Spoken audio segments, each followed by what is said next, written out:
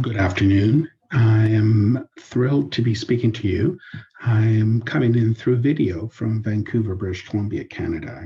I thought I'd prepare a video in case I lost a connection and Bryan was able to dial me in, as they say, through video. I am thrilled to be a part of this. I'm excited to have seen this paper published and for Bryan and to do some exciting work with Bryan and Camilla. Today, they've asked me to say a few sort of concluding remarks. I'm coming at this from a slightly different point of view in terms of the conclusions, because I wish to sort of draw connections to some different ideas within the field of assessment and testing, and show how our work is connected to other ideas that are going on in the field. I want to set a little broader context as well. My aim is sort of to consider our conclusions in broad terms for assessment and validity theory. I'm hoping also to stir a little bit of excitement and interest by giving you an example towards the end. And I'm not going to be very long today because I'm hoping to really provoke some conversation and get you to think a bit more about the uses of assessment, testing, surveys, and how validation is important. For my purposes today, I'm going to use the words assessment, test, measure, and survey interchangeably. There are subtle, important distinctions, but I think for the conversation today and for the presentation today, I think will suffice to use them interchangeably. First key message that I think is important here is that I believe since at least the mid to late 1980s, and certainly since the publication of Messick's groundbreaking review of validity in 1989, the field of measurement and testing has been calling out for new and expanded evidential basis for test validation. And I really mean the field of validation. There's a lot of practice in terms of validation that does none of this. There was an edited volume that I had 2014 with Eric Chen and I, and that's Zumbo and Chen. Yeah, we did in the Springer Press that published that edited volume, showed the actual day-to-day practices and a variety of the social behavioral health sciences really don't do much of this at all. So I want to say by the field, I really mean certain areas of policy analysis and education, certain areas of language assessment.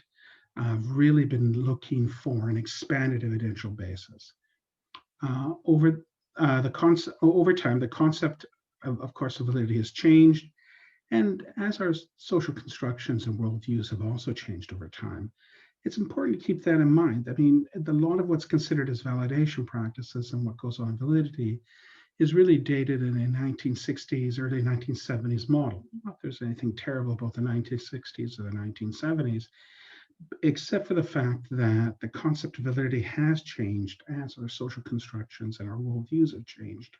My excitement about the work that we're doing and we're presenting here, the work that Bryan and I and Camilla is doing, is it's really trying to bring validity theory and assessment practices into some contemporary thinking. So the other thing that's important to note, which is really quite interesting, is that as the conceptions of validity grow more expansive, as they have really from the 1970s to today, so too do the methods of validation that are entailed. And I think that's becoming quite important because a lot of what's reported as evidence and approaches is really quite narrow.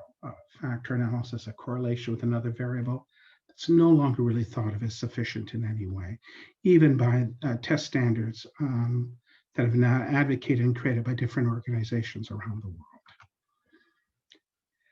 Now, as things have happened and there have been some changes in validity, validity has still remained grounded in score interpretation and use. Its theoretical foundations, as well as the scope, are constantly being challenged. I've been a part of that work for 20-something years, as has Sam Messick, the late Sam Messick, Michael Kane, Denny Boersboom. You'll see others challenging some of these ideas. But the validity has remained grounded along in score interpretation and its use. Now, I do also want to highlight that although, like a lot of disciplines, as experts agree, disagree. We often disagree on very small points. Well, they're large to us. This is part of what we do. But of course, there is a lot of common ground. One of which is that validity still remains grounded in score interpretation and use. For the most part, there are one or two exceptions, but not really.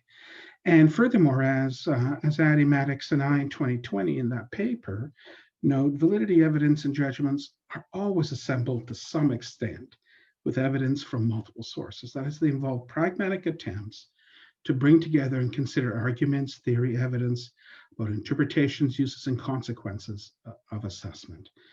And that, I think, is a very important part of all of it. There are changes, there's some subtle distinctions, but at the same time, validities remain grounded in score interpretation, and validity has really always been, to some extent, assembled with multiple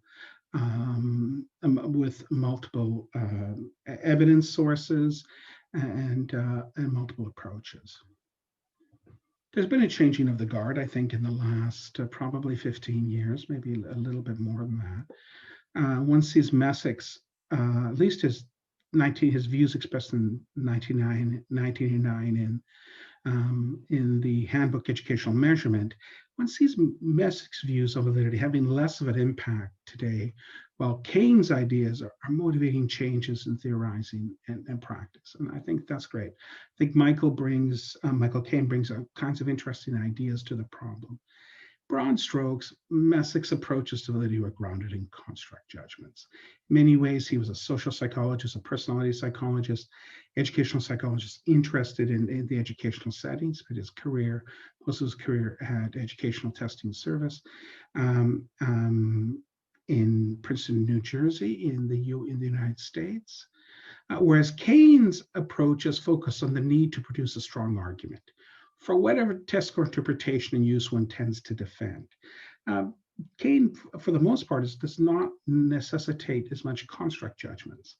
The centerpiece of Kane's approach is the interpretive use or argument justification. That is, I mean, I do want to highlight there for the point that it's for whatever test score interpretation and use one tends to defend. Kane is, because he's not as construct driven, it doesn't mean that he cannot be focused on constructs. It's just that it doesn't have to. Messick really was grounded in construct judgments. Kane, as you'll see a little bit in my description, a few slides down the way, does not necessitate this. And so it really depends on the interpretation. The field of language assessment and language testing really has caught on to Kane's approach. And there's a lovely paper by Carol Chappell and colleagues in Educational Measurement Issues in Practice a number of years ago, where they actually argue that for the TOEFL,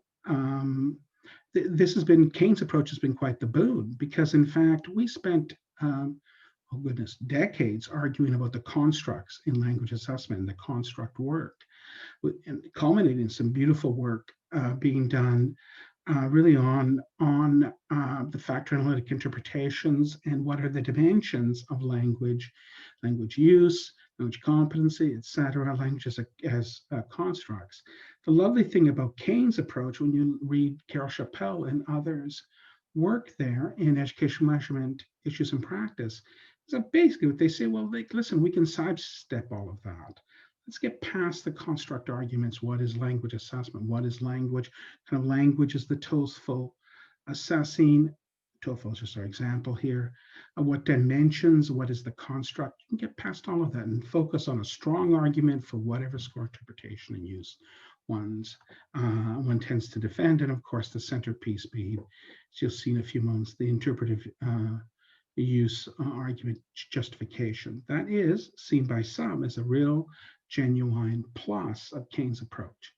You can get past that argument a little bit, talk, maybe if you wish, you can talk competencies, language competency.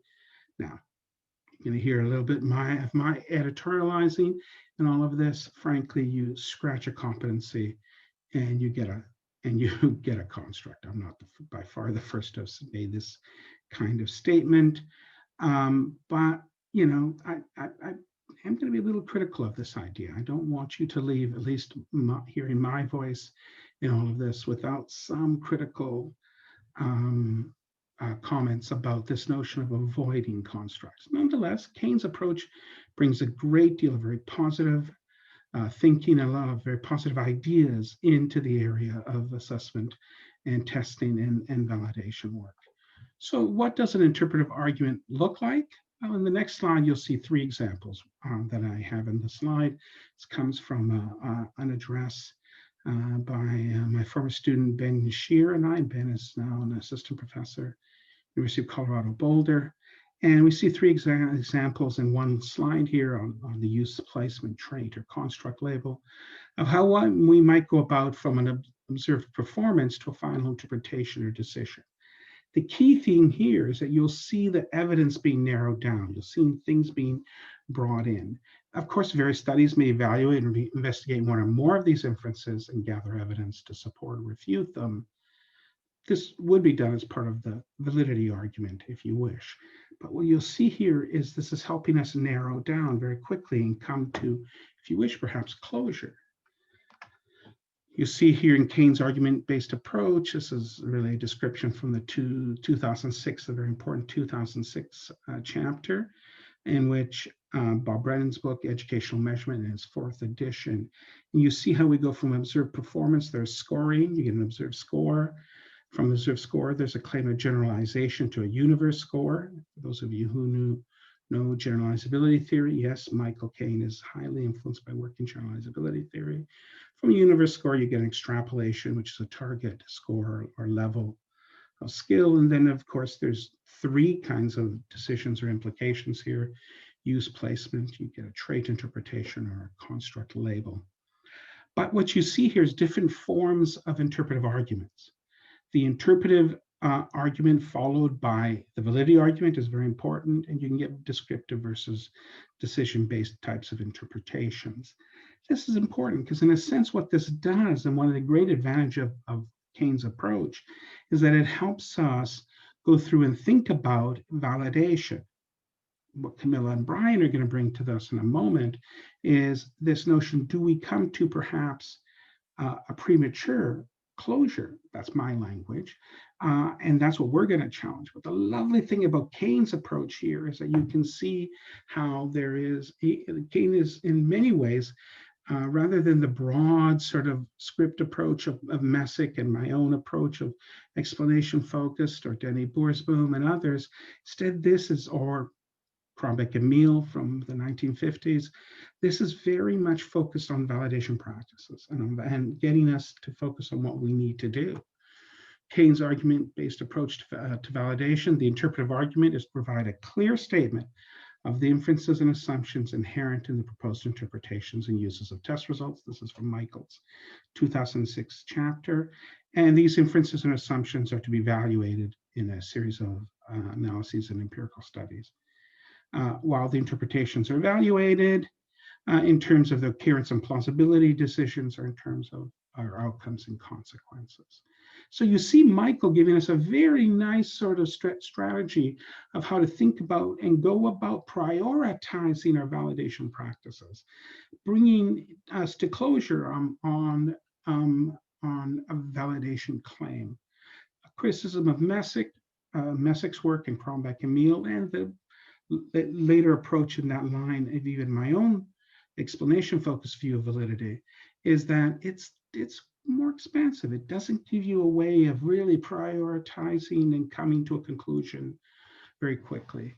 The key message that I think Camilla and I and Bryan bring to this is that we would argue that the challenge is not to establish a single authoritative argument through the displacement of plural interpretations and uses. Michael's approach does allow for multiple sources of evidence, but I think the challenge that we need to think, and where we bring to challenge Kane's approach by sort of a more contemporary view of Tolman's ideas, is instead the task of an argument-based approach to test or assessment validation should be to create a democratic space in which legitimately diverse arguments and intentions can be recognized, considered, assembled, and displayed. So rather than a more linear sort of approach in which we move from observed performance, observed score, that's got some nice elements to it. It allows us to give us some priority. What Camilla and Bryan and I bring to this is we argue that, well, at the same time, there is a tension. The challenge is to not establish a single authoritative argument, this kind of argument, that's what we mean by argument there, through the displacement of plural interpretations and uses. And I'm going just 2 more slides today, and then to leave it totally. This is an extremely busy slide, but don't worry about it. I wanted to put it all in one place. I want to remind you of Kane's, the picture of his approach there. This time of year, at least in Canada, and I suspect also there, and throughout Europe as well, in fact, partly throughout most of the Western world, this time of year, leading up to the end of the school term, universities run student surveys, these teaching evaluations. So it's that time of year again when universities run student surveys where they ask students what they thought of their instructors or their instruction. The use by university governance is one of learning about teaching effectiveness for a variety of personnel and evaluation purposes. So these teaching evaluations, the use by university governance, at least certainly in Canada, is one of learning about teaching effectiveness from a variety of personnel, for a variety of personnel and evaluative purposes. So we have observations, responses to a survey. From there, we get scoring. From there, we get generalization, extrapolation. Well, the extrapolation is something about teaching effectiveness. And then you have decisions, and certainly in our case, particularly, there are the uses at various levels for claims about teaching effectiveness. How does one now bring Kane's approach and the Addey, Maddox, Zumbo sort of lens to all of this? Well, the claims and uses of this teaching evaluation data is to reflect, at least that is the claim, teaching effectiveness. The argument, if one takes Kane and the modification from the Addey, Maddox, Zumbo sort of lens to this on the assembly of validity, well, now we have voices and evidence from faculty, deans, provosts, students, there's probably even more that we would bring into this, to think about, hold it, how do we bring this evidence together without coming to sort of, my term, premature closure on validity? Now, Messick says that claims of validity really rely on the test, on the user. In this case, it may actually be the administration of a university or a college, that is provost, deans, department heads, around personnel and evaluative purposes of faculty members. So in applying Kane's approach, we need to, the argument that Bryan and I and Camilla would bring is that we need to bring together these various voices. Far too often in Kane's approach and others, including my own view of validity, I'm critical of my own theory of validity in all of this, it's a quest for clarity and consensus. I would argue almost premature closure. In its quest for clarity and consensus, validity theory can become rarefied and idealized. In the process, the local social material practices that constitute and contest validity become peripheral.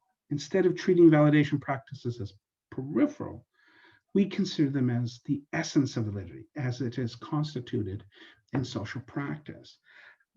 In fact, one should make users of test validation data, these student surveys,